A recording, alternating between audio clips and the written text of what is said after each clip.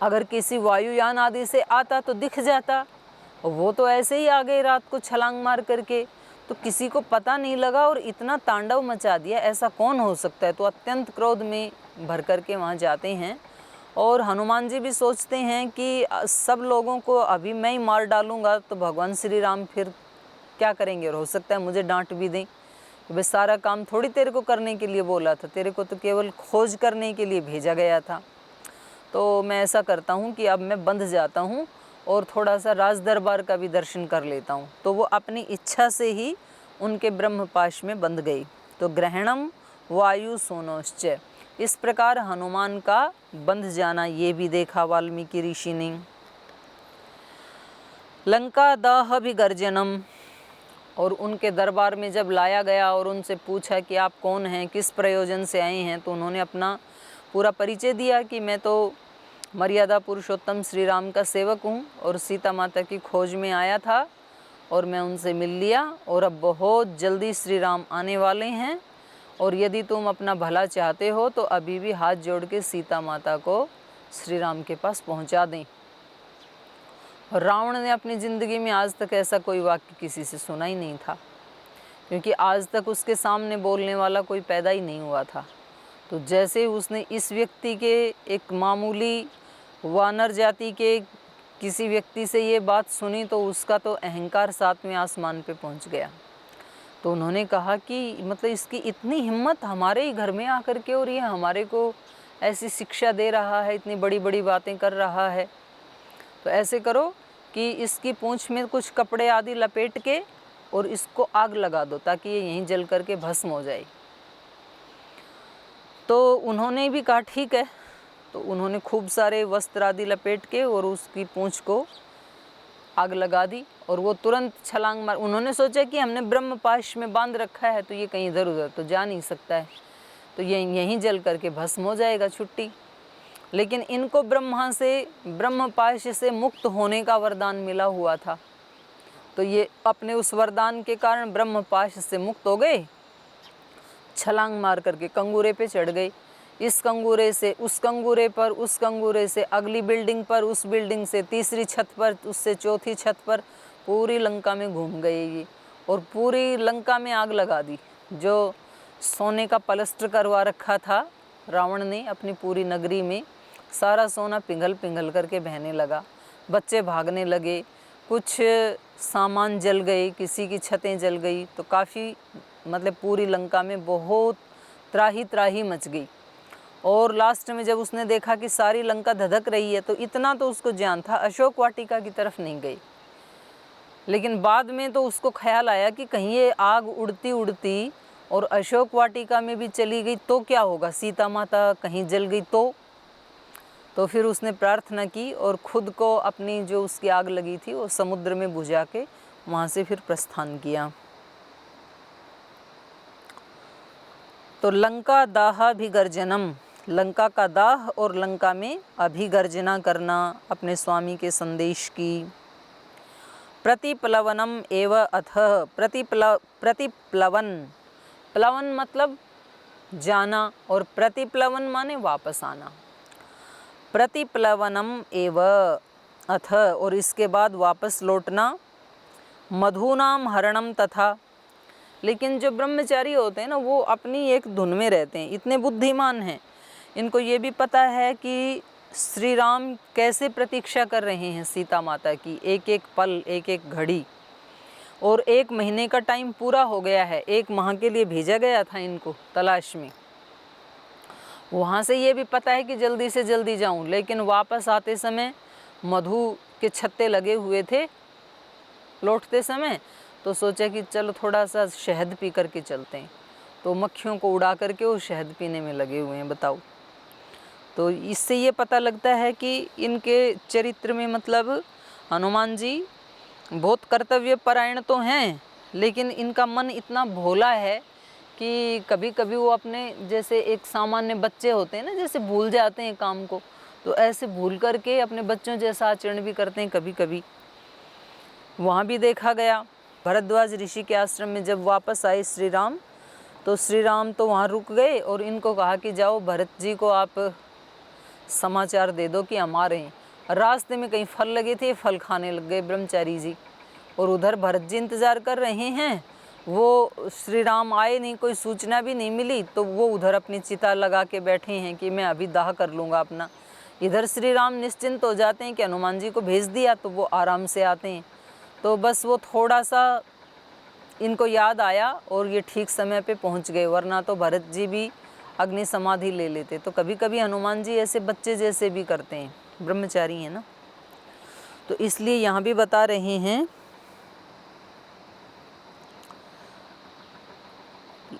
मधुनाम हरणम, तथा मधु का हरण कर रहे हैं। ये भी वाल्मीकि जी ने देखा, का पूरा शहद पिया, क्योंकि इतने बलवान हैं तो उनको खाने पीने के लिए भी पूरी डाइट चाहिए। तो कई दिन से भूखे थे, फल तो लंका में खा के आ गए, रावण की सारी वाटिका को उजाड़ डाला, और पीने के लिए कुछ नहीं था, तो वो रास्ते में आते हुए शहद पी रहे हैं। राग आश्वासनम चैव मणि निर्यातनम तथा, और फिर वापस आके राघव को, भगवान श्री राम को आश्वासन दिया कि मैं सीता माता से मिल के आया हूँ, और वो चूड़ामणि उनको प्रदान की। मणि निर्यातनम तथा, निर्यात माने समर्पित करना, तो मणि समर्पित कर दी श्री राम जी को।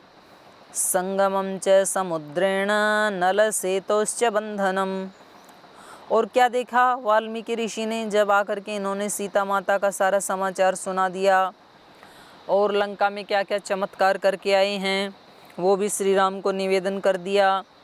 रावण की क्या शक्तियां हैं, कितनी सेना है, कैसा राज दरबार है, वो सब निवेदन किया। तो अब अगली योजना बनाई गई कि भाई अब तुरंत प्रभाव से यथाशीघ्र लंका के ऊपर चढ़ाई कर देनी चाहिए। तो प्रश्न ये था कि समुद्र को पार कैसे करें। अब इनके पास तो सिद्धि थी, तो ये तो महेंद्र पर्वत से सीधे त्रिकूट पर्वत पे छलांग मार गए, पूरी सेना कैसे जाएगी।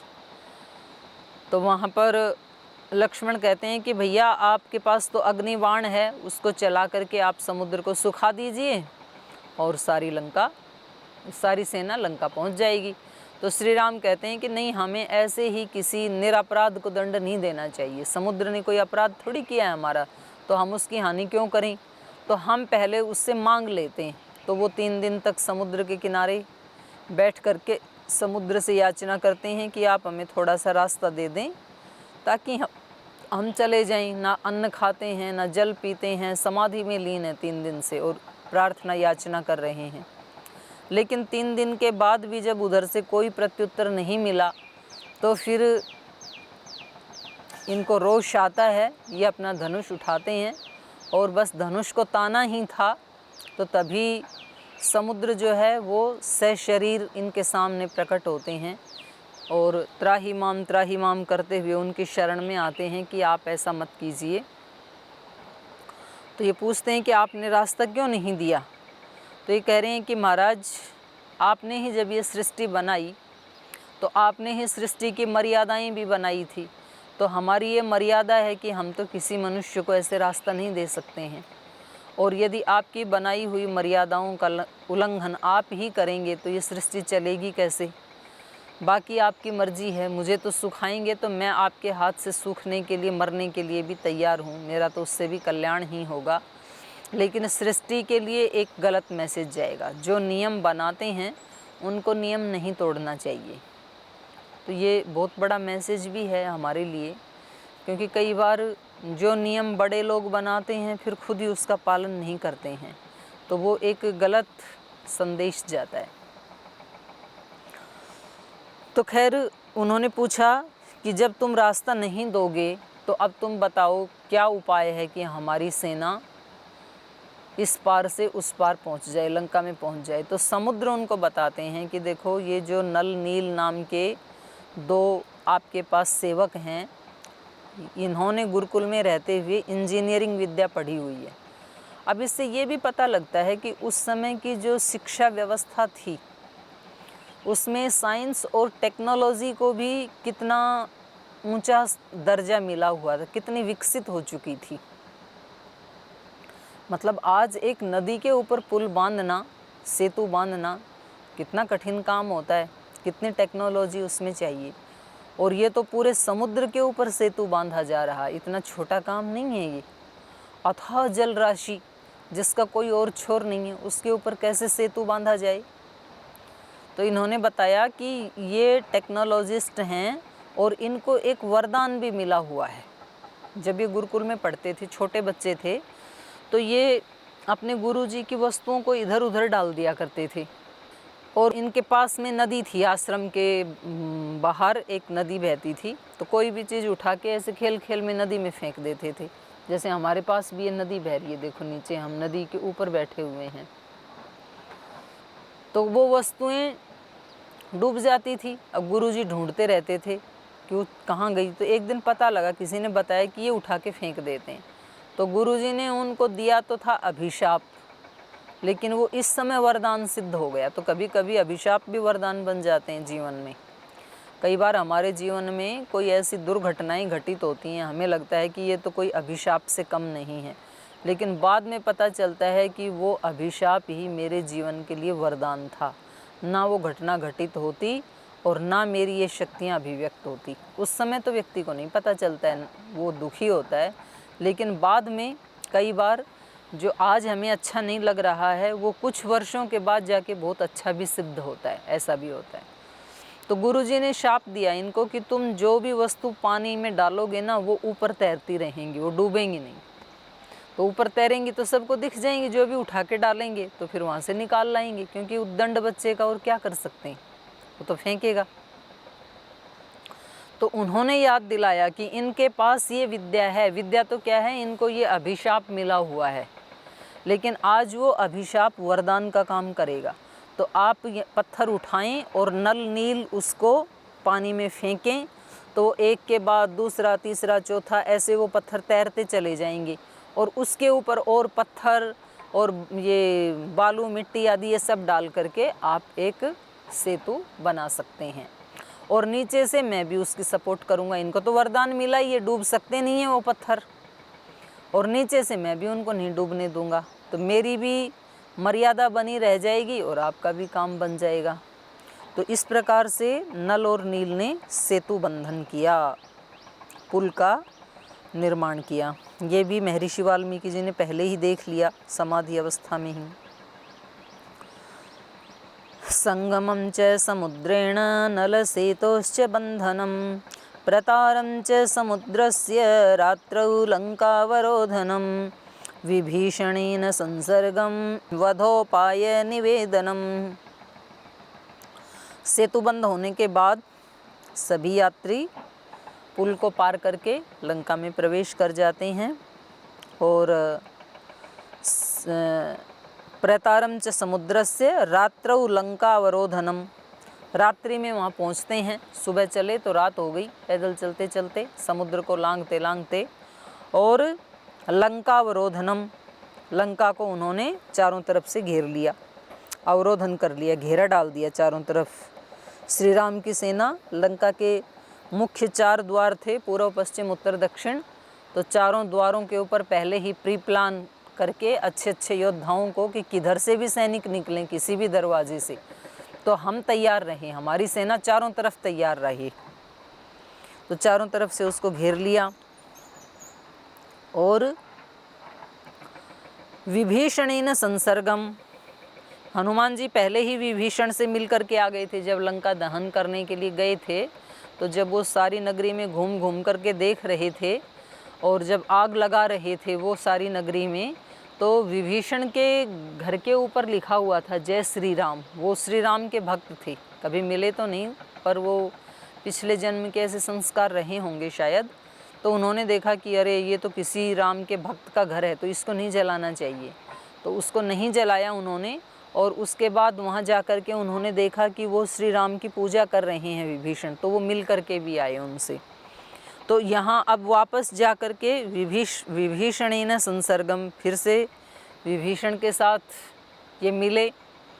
और वधोपाय निवेदनम, उधर विभीषण जो हैं वो अपने भाई रावण को समझाते हैं कि भैया अभी भी वक्त है, भाई जो व्यक्ति इतनी अथाह जल राशि को लांघ के और बिना उनके पास कोई संसाधन नहीं है, वो वन में रह रहे हैं, वनवासी होते हुए इतनी बड़ी भालू बंदरों की सेना लेकर के जो व्यक्ति लंका तक आ सकते हैं और इतने बड़ी अथाह जल राशि पे जो पुल बांध सकते हैं, तो वो कोई सामान्य मनुष्य तो नहीं हो सकते हैं। जरूर ये कोई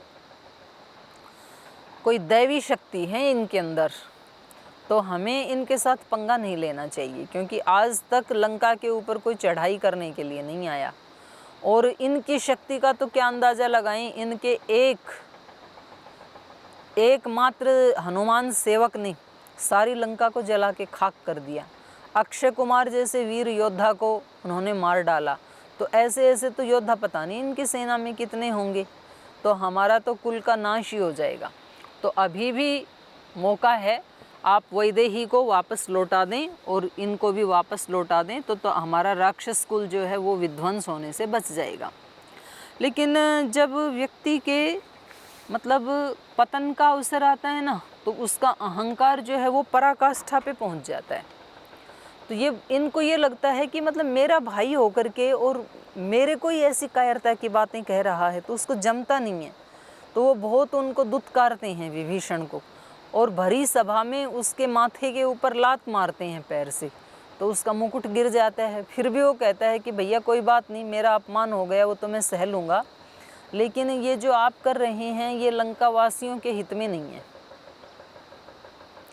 लेकिन माना नहीं रावण ने, तो खैर उनको निकाल दिया। उन्होंने कहा कि यहाँ हमारे घर में रह कर के उसका नाम भी लेना, और आप उनके नाम के आगे श्री लगा रहे हैं, श्री राम, तो इसका मतलब आप तो देशद्रोही हैं, आप उनसे मिले हुए हैं।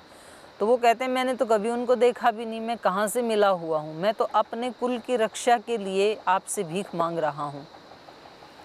तो उन्होंने सुना नहीं, उनको निकाल दिया। और फिर विभीषण ने अपने जो खास सलाहकार थे उनसे सलाह ली। उनकी माँ हैं उनके पास गए कि माता जी मुझे अब क्या करना चाहिए। तो माता ने भी यही कहा कि बेटा तेरे को ये यहाँ रहेगा तो ये तेरे को या तो तेरी गर्दन काट देगा या तो तुझे जेल में डाल देगा, तो तेरा नाश तो यहाँ भी होना है। और वहाँ यदि भगवान श्री राम तुझे स्वीकार कर लेंगे तो कम से कम इस राक्षस कुल का कोई एक व्यक्ति तो जिंदा रहेगा, कम से कम एक तो बचेगा क्रियाकर्म करने के लिए। और यदि राम तुझे स्वीकार नहीं करेंगे, मार देंगे, तो असुर के हाथों से मरने की बजाय भगवान के हाथों से मरना ज़्यादा बेहतर है, तो तुम चले जाओ। तो सब उनके सलाहकार भी उनको यही सलाह देते हैं, उनकी माता जी भी यही सलाह देती हैं। तो विभीषण वहाँ से श्री राम के उसमें पक्ष में आ जाते हैं, उनके खेमे में आ जाते हैं और सब प्रकार से आश्वस्त करते हैं कि मैं केवल शरणागत हूँ, मैं कोई गुप्तचर नहीं हूँ और मैं कोई बुरी मनसा से भी यहाँ नहीं आया हूँ।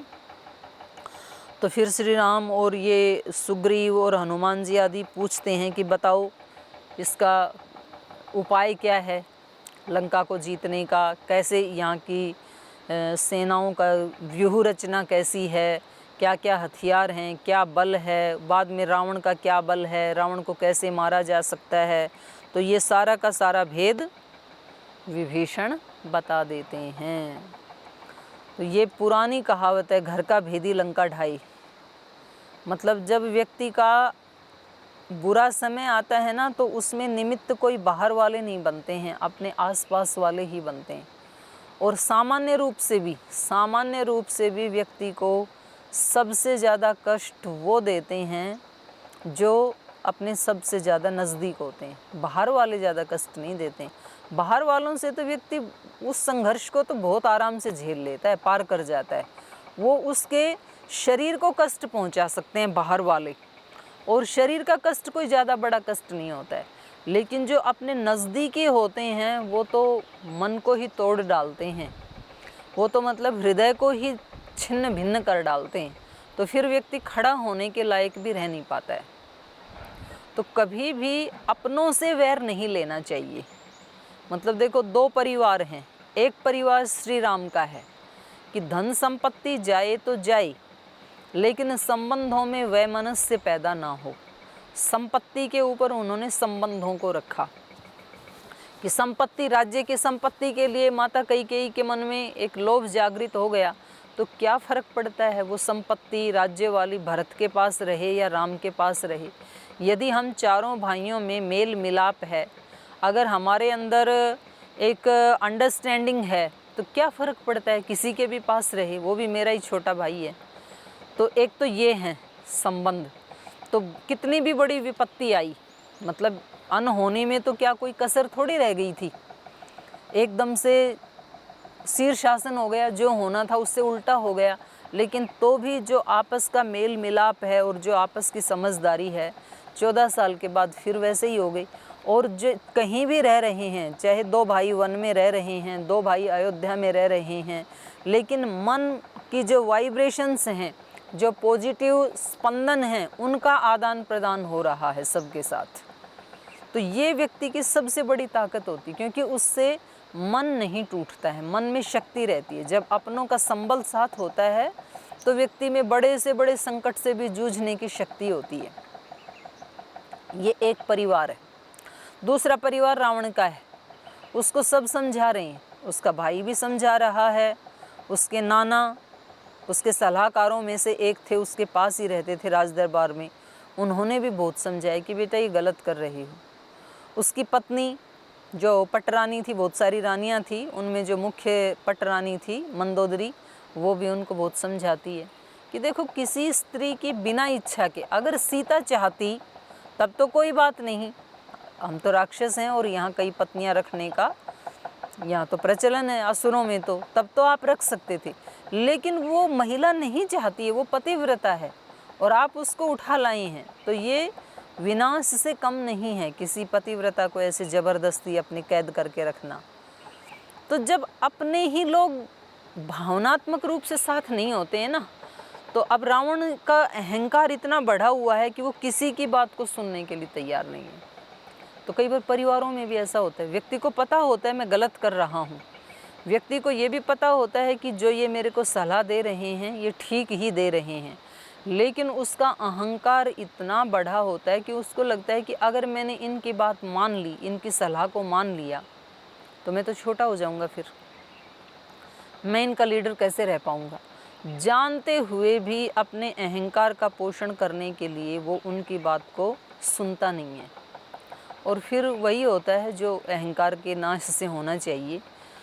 तो खैर यहाँ रावण ने इसको निकाल दिया, तो विभीषण ने भी क्या किया, सारा का सारा भेद दे दिया। अगर विभीषण वहाँ नहीं जाते श्री राम की शरण में, तो हो सकता है कि रावण की पराजय नहीं होती, क्योंकि बल में तो कोई कम नहीं था वो, और उसने भी बड़े वरदान प्राप्त किए हुए थे, उसकी नाभि में अमृत था, सभी के नाभि में अमृत होता है, और उसका जो 4 दरवाजे थे, ये व्यूह रचना थी सेना की, वो ऐसे बना रखी थी कि कोई आक्रमण करने वाला आएगा तो वो किसी न किसी एक द्वार पे खड़ा होगा, तो बाकी 3 द्वारों से निकल कर के सैनिक उस सारी सेना को पीछे से घेर लेंगे, तो कोई भी उसको जीत नहीं सकता था। अजेय थी लंका नगरी। लेकिन अपना व्यक्ति जब भेद बताता है तो फिर वो व्यक्ति को कोई जिता नहीं सकता है, फिर तो वो पराजित होता ही होता है। तो यहाँ पर विभीषण ने उनसे संसर्ग किया और वध का उपाय भी बताया। ये भी महर्षि वाल्मीकि जी ने देखा।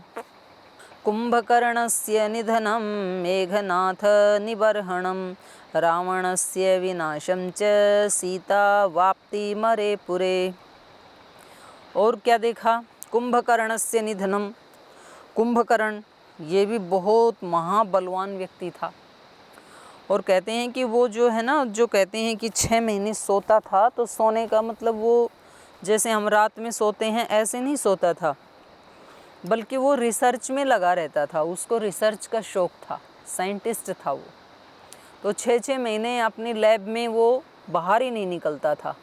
तो उसका वध करना इतने महायोद्धा का, ये भी अपने आप में एक बहुत बड़े पराक्रम की बात है। तो कुंभकर्णस्य निधनम मेघनाथ निबर्हणम, मेघनाथ इनका ज्येष्ठ पुत्र है रावण का, और इसको भी ऐसे बाण आदि ऐसे अस्त्र शस्त्र इसने वरदान में देवताओं से, ब्रह्मा से, विष्णु से प्राप्त किए हैं, ब्रह्मास्त्र आदि। तो इसका भी संहार, क्योंकि अंत तो हर एक चीज़ का ही है ना, तो निमित्त कोई ना कोई बनता है। तो मेघनाथ का संहार भी पहले ही देख लिया महर्षि वाल्मीकि जी ने कि वो कैसे मरेंगे। रावणस्य विनाशम च, रावण का विनाश भी देखा।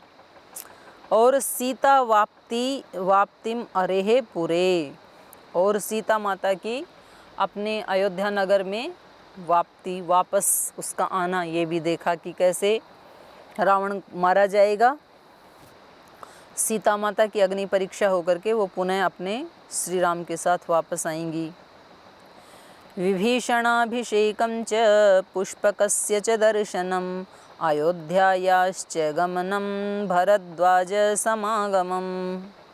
और विभीषणाभिषेकं च, रावण के वध के बाद विभीषण को लंका का राजा बना दिया गया, उनका राज्याभिषेक किया श्री राम ने अपने हाथों से। तो विभीषणाभिषेकं च पुष्पकस्य च दर्शनम, और पुष्पक विमान का दर्शन किया, ये पहले भी आ चुका है। अयोध्यायाश्च गमनम, यद्यपि लंका को विजय करने के बाद एक क्षण के लिए लक्ष्मण के मन में ये आया कि भैया कितनी सुंदर नगरी है, पानी के बीच में, देखो इस त्रिकूट पर्वत के ऊपर, तो क्यों ना थोड़े दिन हम यहाँ रह जाएं। लेकिन श्री राम ने कहा कि नहीं, ये हमने यहाँ रहने के लिए नहीं जीती है ये नगरी। लक्ष्मण, भले ही ये बहुत सुंदर नगरी है पानी के बीच में, लेकिन जननी जन्मभूमिश्च स्वर्गादपि गरीयसी, लेकिन लक्ष्मण अपनी माँ और अपनी जन्मभूमि वो तो स्वर्ग से भी, ये स्वर्ग है लंका, लेकिन वो तो स्वर्ग से भी ज़्यादा प्रिय हैं, तो वो वहाँ रुकते नहीं हैं। तो वहाँ से अयोध्यायाश्च गमनम, अयोध्या के लिए उनका गमन करना। भरद्वाज समागमम, जाते समय जिन जिन ऋषियों से मिलते हुए गए थे वन में जाते समय, वापस आते हुए उनसे पुनः मिल रहे हैं। तो सबसे शुरू में मिले थे भरद्वाज ऋषि से, तो आते समय फिर सबसे अंत में मिले भरद्वाज ऋषि से। प्रेषणं वायुपुत्रस्य भरतेन समागमं रामाभिषेकाभ्युदयं सर्वसैन्य विसर्जनम। और जब भरद्वाज ऋषि के आश्रम में आए तो आगे समाचार देने के लिए इन्होंने हनुमान जी को भेज दिया कि तुम भरत को जाकर के बताओ कि हम आ रहे हैं। भरतेन समागमम, और फिर भरत के साथ मिले जाकर के श्री राम। और रामाभिषेक अभ्युदयम, और राम के अभिषेक का जो उत्सव है वो भी महर्षि वाल्मीकि जी ने देख लिया समाधि अवस्था में। सर्व सैन्य विसर्जनम, और राज्य अभिषेक के बाद जो सेना साथ आई थी वहाँ लंका से, उन सब को अपने अपने स्थान पे वापस भेज दिया। स्वराष्ट्र रंजनम चैव वैदेह्यस्य च विसर्जनम, और स्वराष्ट्र रंजनम, अपने सारी प्रजा को प्रसन्न रखना श्री राम के द्वारा, ये भी देखा गया। और वैदेह्यस्य विसर्जनम, पुनः राज में कुछ लोगों के कहने से अपवाद के कारण वैदेही का पुनः वनगमन, ये भी देखा। अनागतम च यत्किंचित रामस्य वसुधा तले तच्च उत्तरोत्तरे काव्य वाल्मीकि भगवान ऋषि। तो इस प्रकार जो कुछ नारद जी ने बताया था और जो कुछ अभी स्पष्ट नहीं था उनके वसुधा तल पर आने का जो प्रयोजन, वो सब भी उन्होंने समाधि अवस्था में देखा, और उसको देखने के बाद इस महाकाव्य की रचना प्रारंभ की। तो यहाँ ये तीसरा सर्ग समाप्त होता है। चौथे सर्ग की चर्चा हम आगे कल वाली कक्षा में करेंगे। आज इस पाठ को यहीं विराम देते हैं।